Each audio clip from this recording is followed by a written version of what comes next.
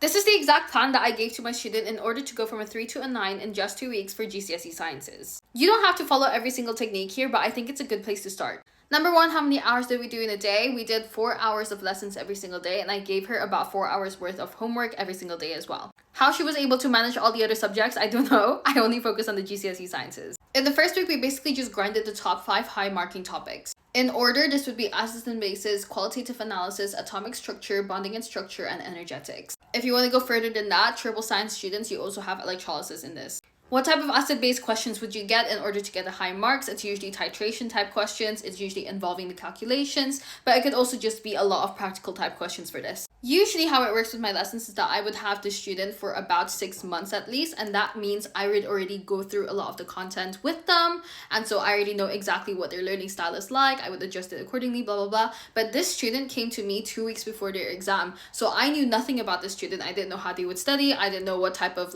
background they had. But because we did so many hours that week, which was basically 20 hours of lessons, and to a lot of my students that's equivalent to 20 weeks of lessons, I feel like I already knew my student. And that becomes crucial for the next part because it really depends on the type of student that you are.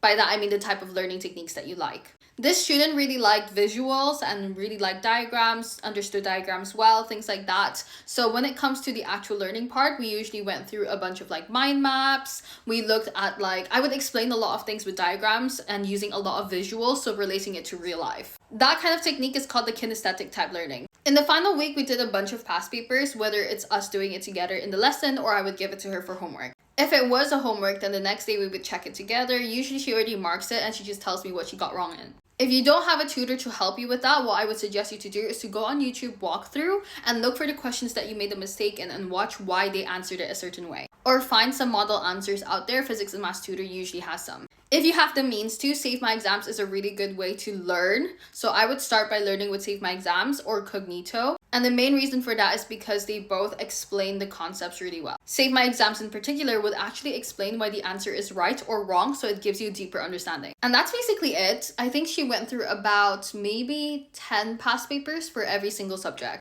Oh, but in the previous video, you said you had to do 52 past papers to get an A. I know, but this is what we did differently. While we were learning through the content itself, I actually did a bunch of questions with her as well, using topic questions, and made sure that she understood every single bit. Your best friends here, if you only had 2 weeks, would be your YouTube walkthroughs, model answers, and your past papers. If you have any questions with that, let me know, and all the best. Bye!